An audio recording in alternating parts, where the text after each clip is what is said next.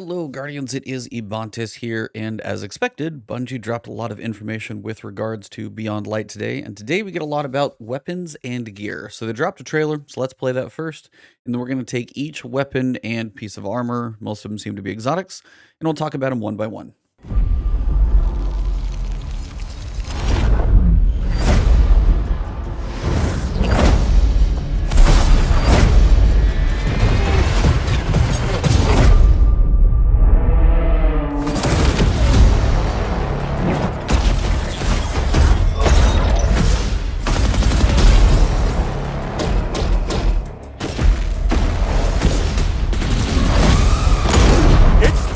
Guardian, crush them.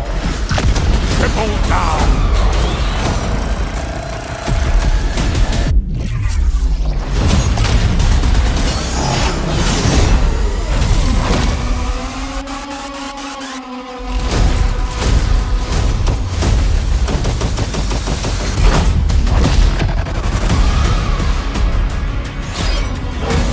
Relax, Guardian. You're scaring them.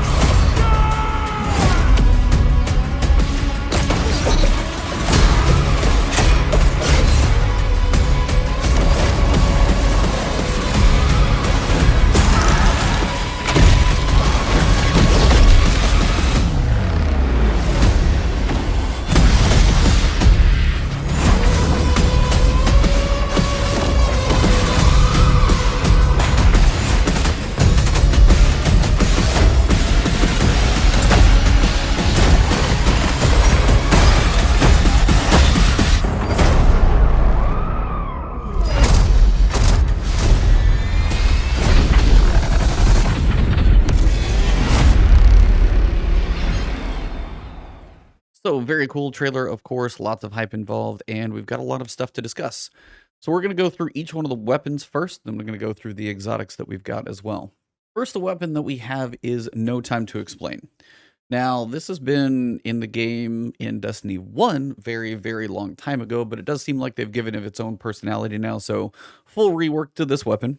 They state precision hits and hits against enemies affected by stasis will return to the magazine. So potentially if you get a lot of precision hits with this weapon, you're going to continue to refill that magazine. It's going to be good for damage output, and stasis obviously seems a huge thing for Beyond Light, so you'll be able to use that a lot. Stack this effect to summon a portal which will fire bullets from an alternate timeline in the weapon. Basically what it shows in this little clip is you can see that there's this little floating orb, kind of basically, and the bullets are firing out of there from a separate timeline. So if you get enough of that stack actual effect to happen, you're going to summon a portal that's firing at enemies, even could be doing it while you reload. You could be firing twice at the same time. Either way, seems like a very cool, unique weapon. I think it's a pulse rifle if I remember correctly. I could be wrong. Either way, it seems very, very cool, and it's nice to see this one get like a very unique rework where I fire over here, get some stuff done, keep moving. The gun turns around, fires from another timeline while I'm doing other stuff. It's got potential is all I gotta say. For a primary exotic, I guess especially as primaries tend to not see a whole lot of love in the exotic department, mostly because we're using barriers and champions and stuff like that, which is something I hope they change. It's nice to see something like this potentially like shine so we can actually use a primary exotic and be happy about it. Second exotic that we've got is Cloud Strike. Now this is a giant sniper rifle, which is cool. I think it was Paul Tassi pointed out on Twitter that the rifle of the gun actually seems to be a giant rock, which is weird. So that'll be a discussion for tomorrow. He's actually going to be, or Friday, I should say. He's going to be on the podcast on Friday. So tune in Friday, 9 a.m. Eastern Time, twitch.tv/Ebontis. Paul Tassi, awesome writer on Forbes, covers Destiny and many other games. We're going to have him on, talk to him about all this stuff. So should be a great episode for sure. But basically this one states, precision final blows will generate lightning bolts at the target location. Rapid precision shots will summon an entire storm at the point of impact. And you can see the clip that they show here, they're breaking it down and actually using it in PvP, which for the single precision shot, I could see being very beneficial. I don't know, those who can get multiple precision shots in PvP are probably terrifying to face in the first place, so the fact that they can now make lightning storms is, again, an interesting thing.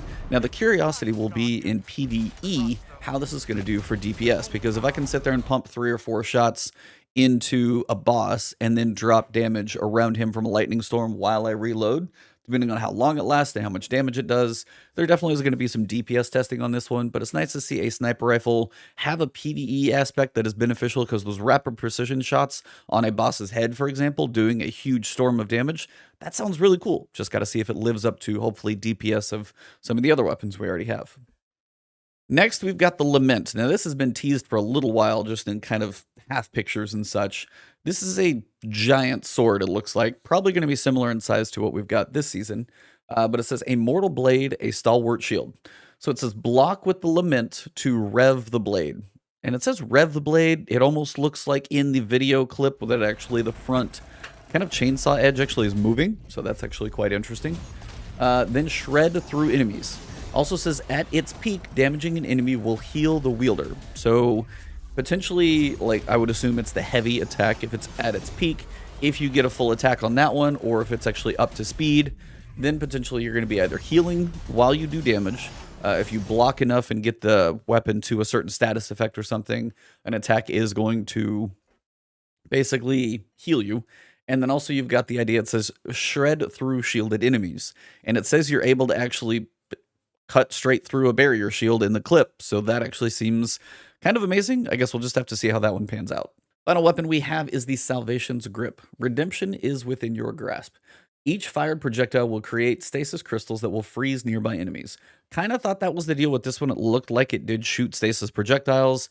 When they hit, they're potentially going to be freezing enemies. You can charge this thing up, actually, though, it says, to increase the amount of crystals created by the freeze radius and the freezing radius. So maybe it's a single shot with one fire, charge it up, you've got 3 or 4, however many it shoots out. So it's either more crystals being created, causing more damage in the same area, freezing more enemies. Kind of be curious to see how this one works, if it's considered maybe a fusion rifle, possibly? I don't picture it being a trace rifle, because it does shoot a projectile. Fusion rifle might work because it actually is a projectile that has travel time. So that may be something, because a lot of weapons actually have a hit scan to them. So using this as a projectile might fall under a fusion rifle category. That's my guess. Don't really know for sure, but still being able to shoot something, a projectile that will freeze enemies, charge it up, shoot it on a whole spot, a whole bunch of crystals, freeze a group of enemies, whether it's a group of enemies in PvE or a whole bunch of people sitting on control point B. Either way, this one looks like it should be a lot of fun. All right, that pretty much wraps up the weapons we've got. It is only 4 for now. Hopefully there's more with the launch of Beyond Light. I don't know how many are going to come with the full expansion. They seem to be doing a smaller chunk of exotics with each expansion, but also giving us, some exotics every season, so they might be spreading them out a bit more. We'll have to see how that goes, but, if it is 4 exotic weapons, we've got new stasis abilities and powers and elements, so we're going to have a lot to deal with and digest. So maybe just a few for now to start, and as the seasons go, they'll introduce more. But we also do have armor. We're going to start with the Titans. We've got Titan Exotic Gauntlets. These are called Icefall Mantle. It says, stand against the oncoming hordes with this reinforced armor that replaces the Titan's barricade with an overshield, absorbing damage from incoming fire. Now, I'm curious to know how that works, because, for one, how fast it actually casts, because actually casting the Titan barricade sometimes can be just barely long enough to kill you. Ask me how I know in a solo prophecy run. Believe me, it's on a video clip somewhere. But the other piece is, yeah, you'll walk around with an overshield, which is a good thing. How much health does the overshield have? Is it going to be more than a normal overshield that you get from anything else? If it's just going to absorb incoming fire? I'm curious how this works in parity with the barricade, and how they compare. Because the barricade itself just sits there and eats bullets. You can kind of be mobile with it. If you get an overshield that has maybe the same amount of health potentially, does it work as an as the barricade does now, that potentially you can take more damage from special weapons like snipers and fusions or shotguns that can break your overshield more? If you, cast barricade and you're a shotgun runner and you run in, somebody uses a shotgun, is it more powerful against you versus, say, like a primary weapon? Again, lots of testing will be done on this stuff. Shout out to the man of Fallout, but we'll see how much testing we can do here. Either way, very curious to see how this truly compares to a barricade, because the barricade itself has a lot of different aspects that it can do. Next, we've got the Precious Scars. This one says, prove your strength even when coming from the brink. So upon revives, so you do have to have an ally down, and when you revive them, the Titan gains an overshield aura that protects the wearer and nearby allies. So if you work in a group, I could see this one being pretty crucial for trials. If you can get a revive then you and the person revive potentially are going to be harder to kill. And also, if your teammate is with you, that's going to give them an overshield as well. So revives potentially with a Titan on your team are going to be something that can maybe work in your favor. If you can push ahead, depending on the time that the overshield or it lasts. If it's like 5 seconds, might not get that much out. You just might have to run away. But if you got 15 seconds, you can cover a decent amount of ground with that one. So we'll just have to see how that one works. It feels much more PvE related. PvP related. In PvE, I could see getting one res helping your buddies maybe might be a way to like tank some crazy damage in a fight. Again, it all depends on how long it lasts, but somebody has to die before you can get this effect. And this is one of those exotics. Waiting for death in any instance is not really anything I'm going for. So I will have to see how cool this thing is, because if I'm wearing an exotic and I have to wait for somebody to die first, be like, oh, I'm going to go res him. Well, you're the one who died, now everybody's in trouble. So it is very situational, it seems. I don't have this one quite as high as some of the others. Next, we've got the Hunters. We've got a helmet. It's the Mask of Bacchus. I'm sure I'm saying that wrong, so someone can correct me. It says, don the mask to replace the Hunter's dodge ability with a longer range shift ability that also temporarily cloaks the wearer during use. Basically, this seems like Hunters are getting blink. And it's going to go farther than your dodge, so it's going to take away your dodge. But also potentially, if you have very high mobility and your hunters, very good at getting their dodge ability back, you're also going to have the shift ability back very frequently. Now, will this shift do the same functions as reloading weapons or other things of that nature? We will have to see. But for now, just the fact that your hunters are basically getting back blink, I'm a little terrified to go into PvP. We'll just have to see how it goes, but I can see PvP is going to be very broken, I'm sure, when Beyond Light comes out. And honestly, that's when Destiny is kind of the most fun, is when there's a lot of chaos going on. But just the fact that Hunters have a blink again.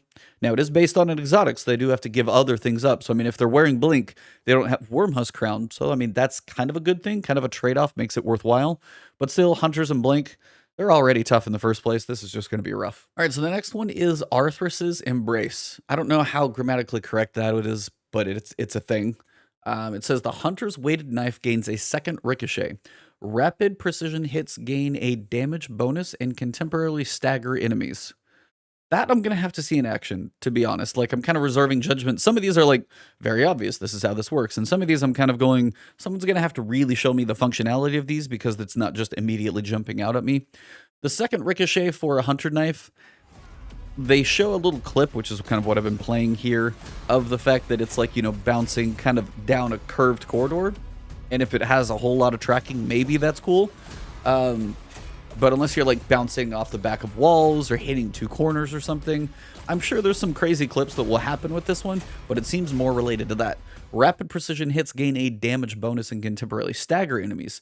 That feels more of a PvE thing. If you can throw the heavy throwing knife, get a precision hit, instantly get the recharge, do it again. Maybe if you get a couple of those back-to-back on a big enemy, you can get a stagger. I don't know how useful that would really be. Again, somebody in the comments below, more Hunter-related people, just because I've been on my Titan mostly, let me know if you guys think this is going to be worthwhile, or if you're kind of like me, like, I need to see it in action, or somebody needs to show me how this thing really can be awesome. And maybe it's just in a skilled set of hands, may not be mine. Finally, we get to the Warlocks, the exotic helm, Dawn Chorus. Shout out to G1 Crystal. She also had a little clip of her. Basically, this thing looks like a praying mantis face, and now I can't unsee it, so I blame her completely for that one. It looks really cool, though. Always love the ornate nature of the Warlock exotics. This one says, feel that sweet burn. The Warlock's Daybreak projectiles deal extra damage and cause enemies to burn on contact. Gain melee energy each time a burn damages a target. So in this one, you've got extra damage and causing burn on contact. So actual burn is going to be more of a damage over time effect, which is cool. We don't always get that. And the Warlock Daybreak, while it will typically do damage, it doesn't leave any lingering effects. Now, the curiosity will be, if you're a super versus super situation, I can literally picture the Fallout video now where he's like, what supers will the Warlock Daybreak projectile kill with this exotic equipped? Because previously you might, have to hit another super twice, or might have to do a little trading. Not entirely sure how the damage numbers work. But doing extra damage with the Warlock Daybreak, it's a cool super in the first place. And if you get to catch things on fire and do extra damage alone, I can only see this as being kind of a benefit, because floating up in the air in the super, and you have the subclass that allows you to have it last longer the more enemies that you kill. pretty much all good things. And the fact that it's just going to do more damage and build up melee energy, this one seems cool. Like, this one makes sense to me as opposed to some of the other ones where I'm like, huh, I wonder how that one's going to go. So yeah, Dawn Chorus looks very cool. All right, so the final exotic we have is the Warlock exotic gauntlets Necrotic Grip, a deadly caress compounded.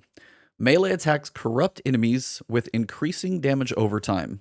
So the damage that starts trickling kind of low, the longer it lasts on you, and I don't know if it's just a timer thing, but the longer it goes, the more damage each tick is going to do, it sounds like.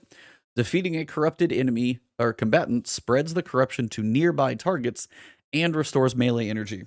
Now, the little clip that you can see playing here shows the little wave of poison energy kind of go out continually a couple different times. So if you're doing this like one melee to a low level enemy, they're corrupted, and then if you defeat them, that wave goes to the enemies behind them. You defeat them, it goes behind them. I can see a whole bunch of small enemies getting poisoned pretty quickly, and then if you can continue to spread that, kill a few, get your melee energy back, you're good to go again. Seems like a pretty cool cycle here. The necrotic grips, I'm not entirely sure how kind of lethal these are going to be in PvP. Like, how much does one punch and the tick damage actually do? I don't imagine they would let you actually do a solo punch just in general. I could see that as being close to death, like you need 1 or 2 bullets maybe, but I don't imagine this will be a solo punch kill. Maybe, but maybe not. All right, well, that pretty much wraps this one up. So we've got a lot of cool new gear coming. We've got an exotic sword that's going to break through shields, giving us a little more variety there. We've got a projectile launching stasis weapon that's going to freeze enemies on contact. We've got poison, again, in the game from the Warlock exotic, which still makes me think that's going to be a damage type at some point down the road. I still keep thinking the green tying in with the Witch Queen and all of that.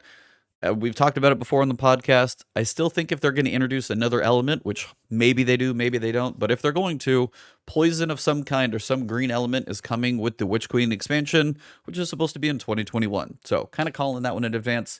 But we got some cool things. Hunters seem like they're going to be terrifying in PvP, as they usually are, but even more than ever. From this picture, we can see we've got a bow coming up, and quite a few of these other just legendary weapons.